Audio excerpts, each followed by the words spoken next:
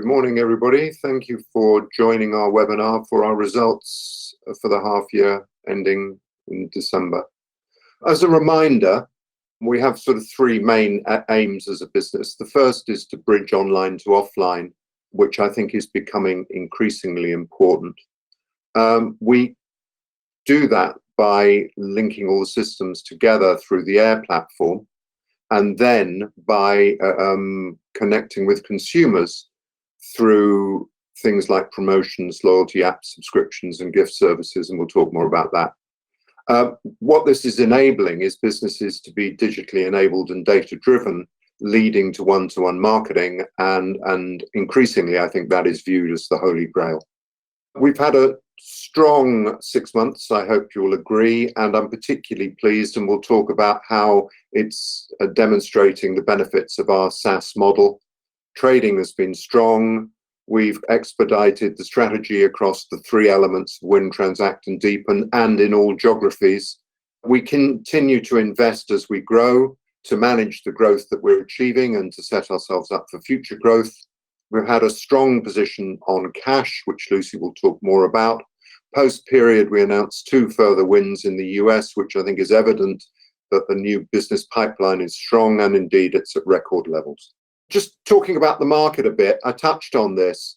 I think that the increase in online digital activity as a result of COVID has meant that bricks and mortar retailers have never been more omnichannel, and therefore the ability to link the elements of their business together to track consumers from one channel to the other and to communicate them as one brand in both channels is increasingly important, with the result that they have increased their digital engagement strategies in order to get more data to be able to do this better.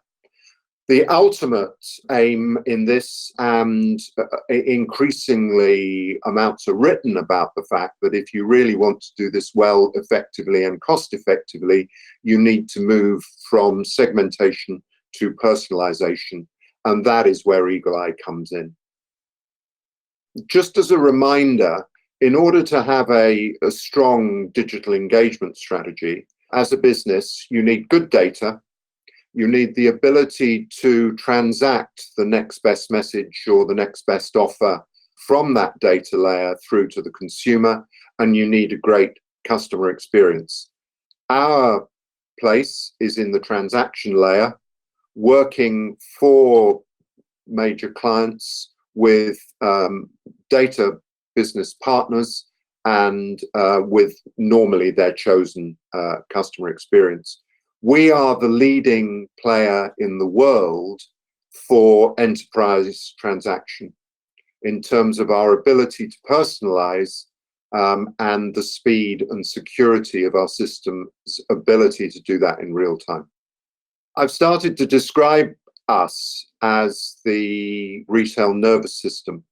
I think it's clear, and has been for quite a while now, that data analytics capabilities, the data lake, etc., are all prerequisites for a modern, successful business. But as you start to look down the left-hand side here, all the inputs that people are getting data from with regard to customers, I'm interested purely in customer data. You can see that there's a vast and growing array of places where consumers interface.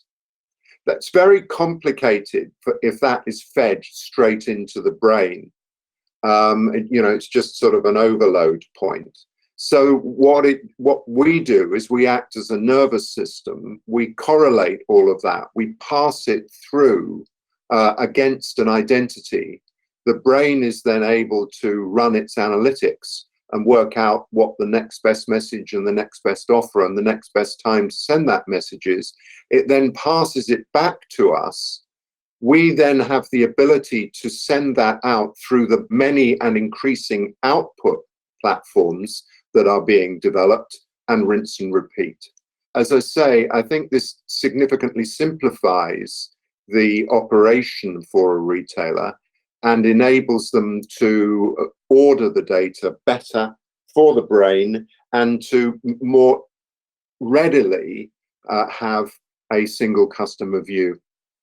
The next thing that we provide for them is a digital toolkit in which to execute those outputs.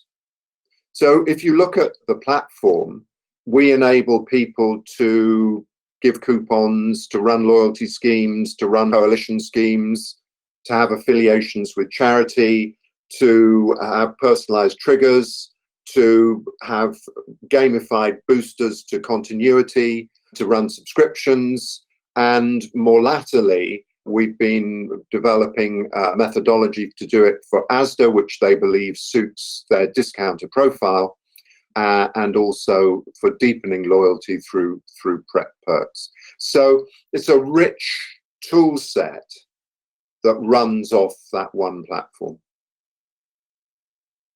I'm now going to hand over to Lucy, who's going to take you through the numbers. Thank you, Tim. Good morning, everybody. It's a pleasure to present to you this morning our half-year numbers. I'm going to start with the KPIs for the half. I think you will see from these stats that we're really delivering strong SaaS metrics in this half. I'll whiz through the purple ones. They're ones that we always show you, and then we've added 2 new KPIs for this half as well.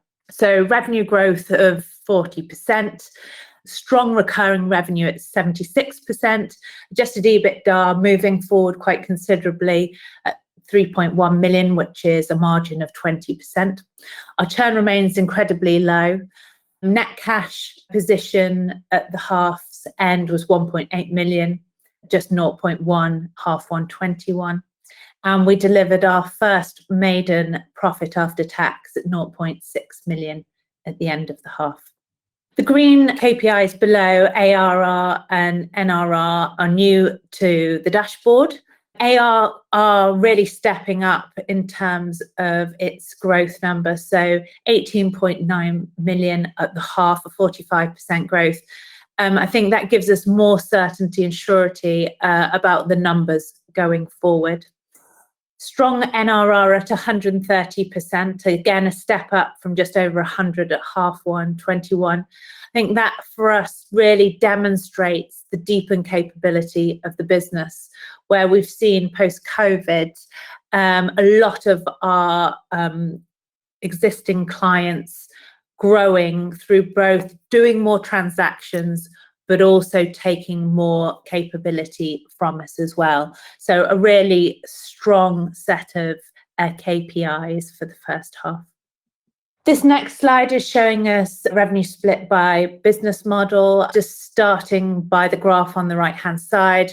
We continue to deliver growth half on half, year on year, and the graph demonstrates, particularly in this half, a lot of growth coming from both implementation revenue, but also tier 1 growth as well. The table on the left-hand side supports that, but I would pull out that growth particularly is strong in our air strategy. So license and transaction fees coming from air really growing well. SMS fees flat in the period. And I think SMS has performed particularly better than our expectations were this time last year. I wanted to take a moment just to reflect on the IFRS 15 revenue impact for this half. As a reminder, IFRS is about the deferral of revenue. Usually for us, this impacts professional services revenue, where historically we would recognise professional services revenue as and when incurred. This standard means that we start recognising and spreading professional services revenue over the remainder of the contract once they go live. And this has a material impact for us in this half.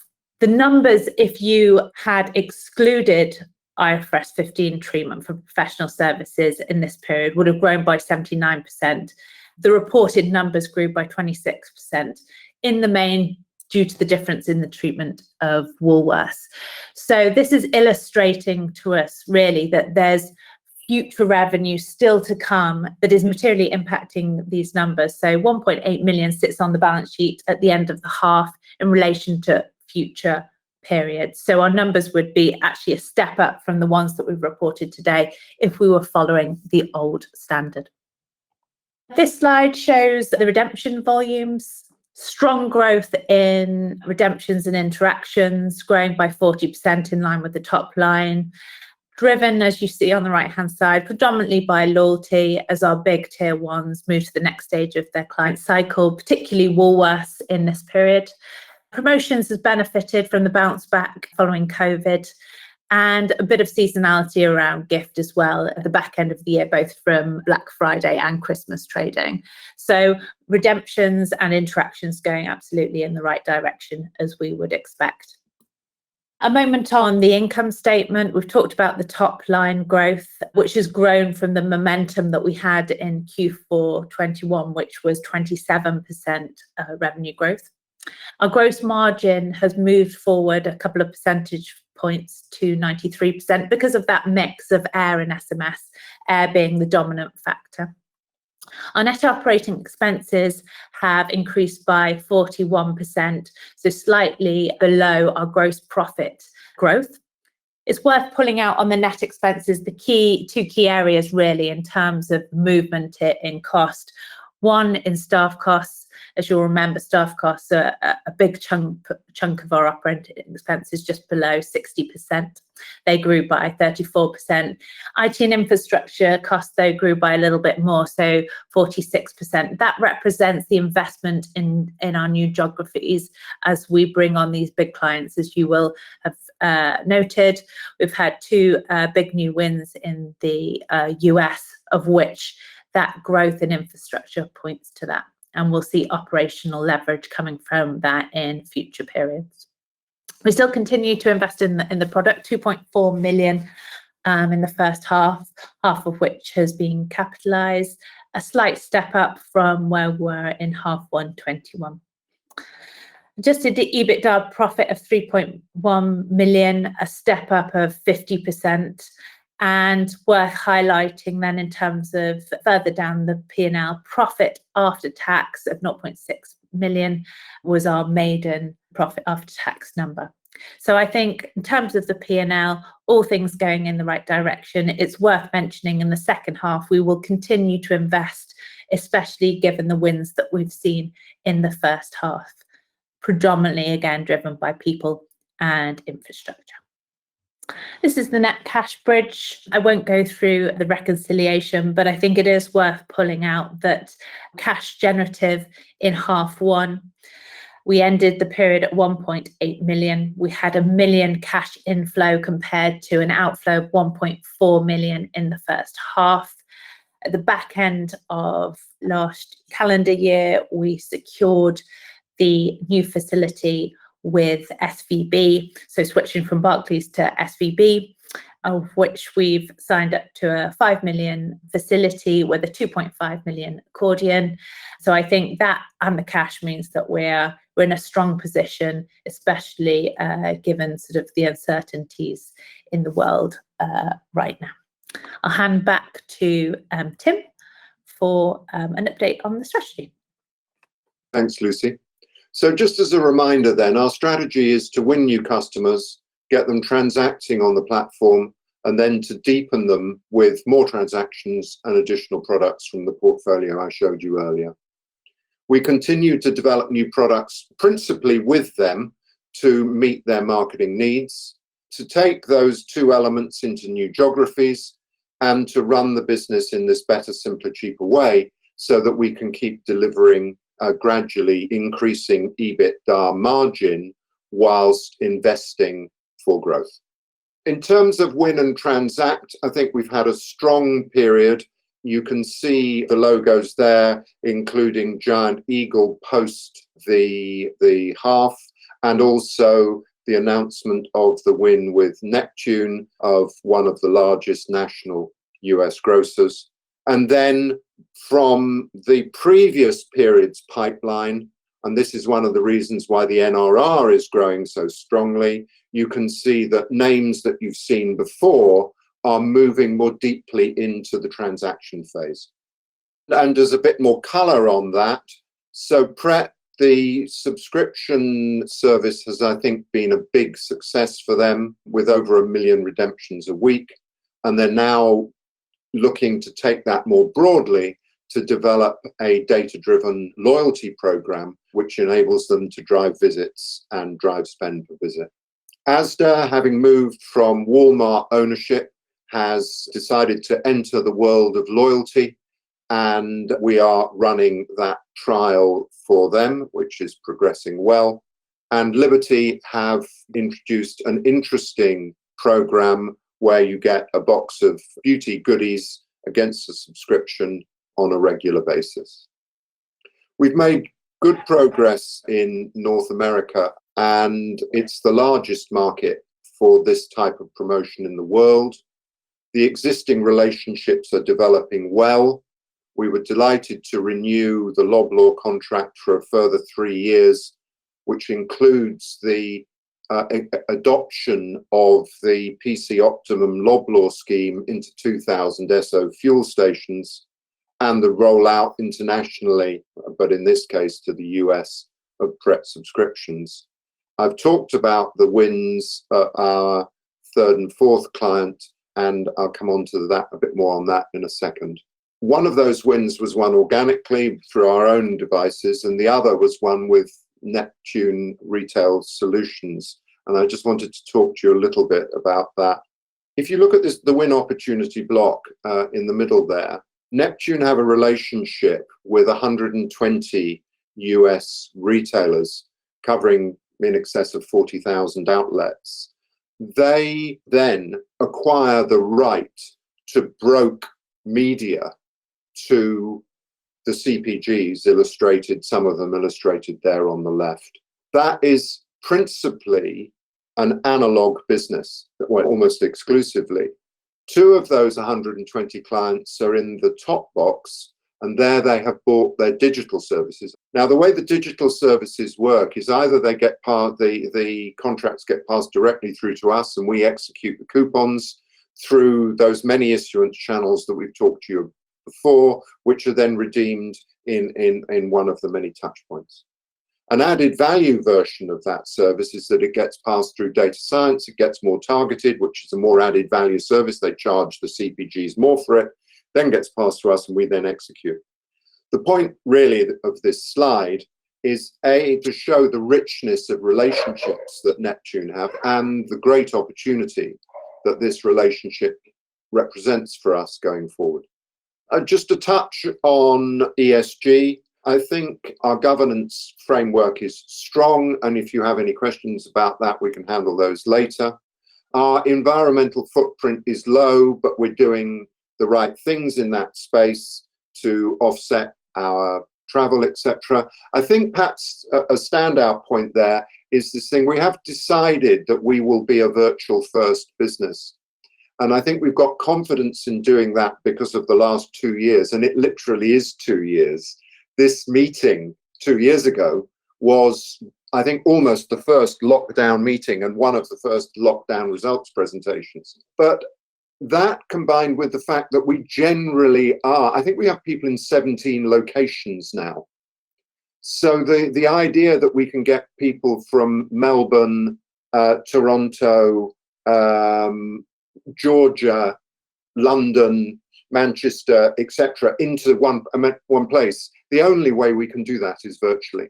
So I think that that's an important step forward in terms of how we will scale this business with confidence as it grows.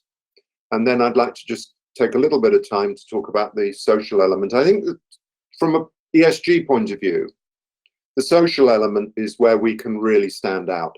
Our philosophy as a business is that the staff come first. Our objective is to create value for clients. We believe that the best way of doing that is through having a well-informed, well-engaged, well-rewarded staff who have a clear view of where the business is going and their future opportunities within it. And we work incredibly hard at that. And I think the measurement of the success of that is the NRR, the net recurring revenue, which demonstrates the value that Eagle Eye is creating for existing customers. We do an awful lot of stuff, I think, which we've talked to you about.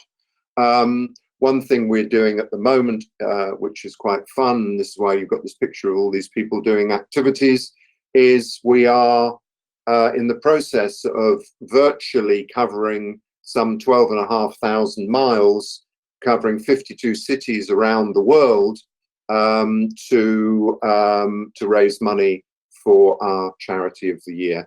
And every year we have a little update and celebrate the people who are doing particularly well and try and get everybody off the sofa. And it's just a social piece within the business. But I am absolutely convinced that the work that we're doing with our people is the driver of the business performance that you are starting to see. So that brings me to the final slide. I think the ARR is strong. It's higher than the reported sales for the period. The NRR, I think, demonstrates the value that we're creating. I think there is some bounce back from COVID, by the way, in that. So I wouldn't want to claim that it'll be 130% forever, although it does speak to the thing that we've talked to you in the past of, moving from £1 of contract value in year one, moving to £3 by year three. I think personalization is more and more the mood of the moment. We've entered the second half in a strong position with the announcement of those wins, the continuation of the deepening with the clients we've mentioned. Q3 trading has kicked off nicely. The revenue, our contracts are multi-year, hence the strength of the ARR. I think the Neptune partnership holds tremendous opportunity for us, and I'm hopeful that that will deliver half by half going forward. And the new business pipeline is the strongest it's been ever. I think we set up about a year ago an SDR function, sales development function, and we are now starting to generate more leads on a weekly basis than we ever have done. So we are confident of another year of growth, and that Eagle Eye is well set for the future. And I think that's it. The three of us would be delighted to take any questions that you may have. Thank you for your time and attention. The first question is from Ross Broadfoot at Investec. He's typed his question.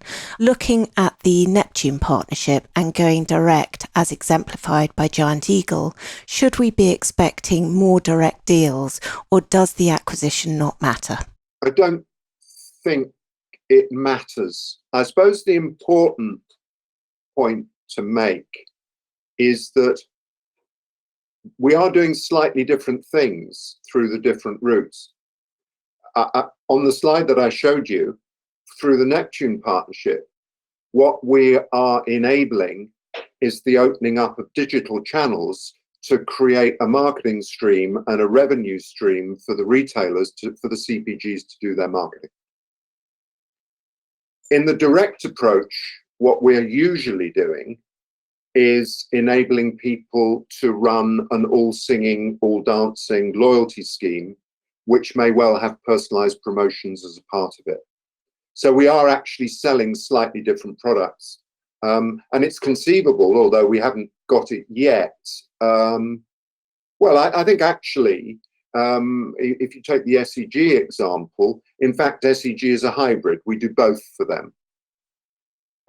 So I think that it doesn't much matter, but there is a significant opportunity behind both of them. And Ross had a second question.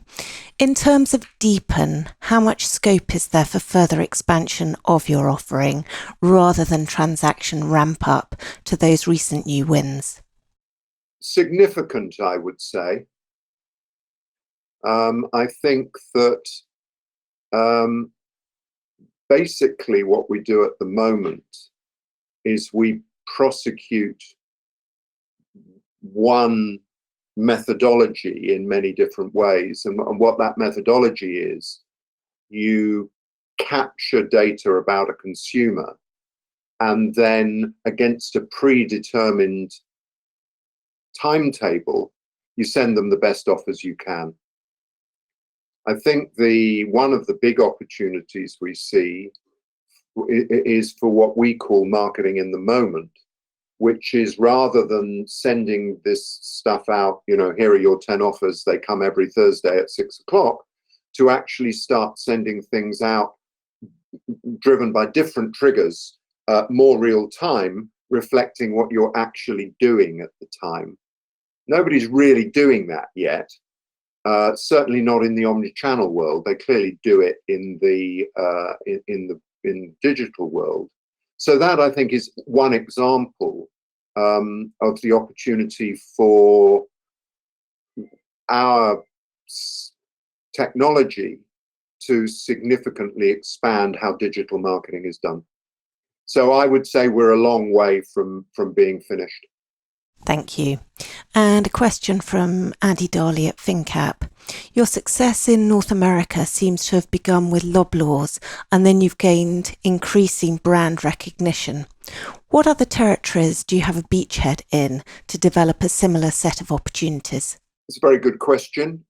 Woolworths, the reason that we went down to Australia in the first place is because we wanted to win Woolies. Woolies is the preeminent and predominant retailer in that region. And so I think that's a very strong calling card. I think Pret is a strong calling card. It's a business that people like. It's a business that people think does well, perhaps slightly disproportionate to its size. Obviously, we have most of the major grocery retailers in the UK. We could do with one in continental Europe. I think that would help us. And we could do with one in Asia. So those are things that we're working on. The other thing I think it's worth saying is that it's a global industry. They look at each other. They know what they're doing. We actually had one of the benefits again of this way of working. A few weeks ago, we had a summit for some of our major clients from around the world. Unfortunately for us, it was at 10 o'clock at night as we were the hosts, but everybody else had it at a reasonable time, whether they were in Australia or North America. And, the Woolies name, the Loblaws name, some of the new businesses that we're going to be winning in the US. These are people who like the opportunity to talk to each other about their experiences in this market. So I think it will build. I think it is fair to say that our brand recognition is growing. And I think with each win, it builds. Thank you very much. And have sales cycles started to shorten now that COVID restrictions have been lifted? I think the answer is they're still variable. I think big enterprise wins do take time. And I think the importance of the pipeline and the strength of the pipeline is improving, is really an important factor in making sure that the win rate can continue at the levels that we've seen in previous periods, particularly in this last half. So some are coming down, but really it's quite a difficult one to answer that in terms of its the variability still stands true. I think that's fair. I'd sort of put it into three buckets. There's a group of people who are clear that they need to embark upon this journey, but don't quite know what it means. And they meet us and we explain to them how it can be done.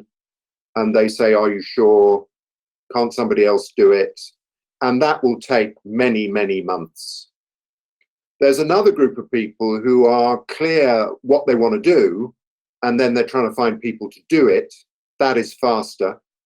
And, we explain our strengths and our merits in being a key part of their operating system. And then there's the North American Neptune opportunity, which when we first were presented with it, one of the sort of slight jolts was everybody was on a 2 or 3 year contract with their existing supplier, and it was all, and actually, funnily enough, SEG was one of those. I knew the sales or the marketing director at SEG at the time and spoke to her, and she said, "Oh, we've just signed a contract." Well, bizarrely, they actually became our first client because the good thing about that is that contracts come to an end, and there's an automatic re-procurement process, and so that gets a third of the industry. So a third of those 120 clients are, in theory, available any year for a conversation. They know what they're doing. They know how they do it. They know what the revenue stream is. They've just got to determine that they want to switch. They want to switch to our tech and Neptune's media provision. And if they do, then that moves pretty fast. So it is variable depending upon the sort of client. Our installation from contracting is speeding up, definitely. So 6 months or less, whereas previously you might have been a year, 18 months, even in some of the early days. Some of you have followed us for a long time, even 2 years. So that has speeded up quite substantially. A lot because of our capability, but also a lot because the clients realize they need to crack on. Tremendous. Thank you very much. And that's the end of questions. Do you have any closing remarks, Tim? Thank you for your time. Sorry we still live in this rather bizarre world, and clearly even more troubling at the moment. I think the one thing that I would just want to say about these results is I think what you're starting to see exemplified in Eagle Eye is why people like you like SaaS businesses as much as you do. And I think in all measures, Eagle Eye is strengthening its performance as a SaaS business. And I think these are, I hope you'll agree, our strongest set of results in that regard ever. Thank you for your time, and I wish you luck.